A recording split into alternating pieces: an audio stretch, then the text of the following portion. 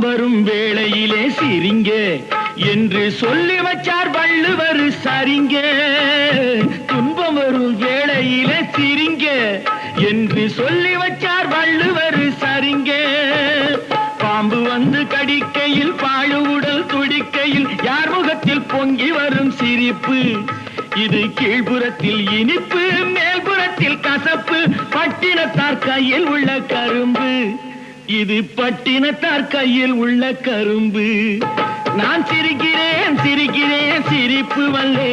நான் அழுகிறேன் அழுகிறேன் அழுகே வல்லே.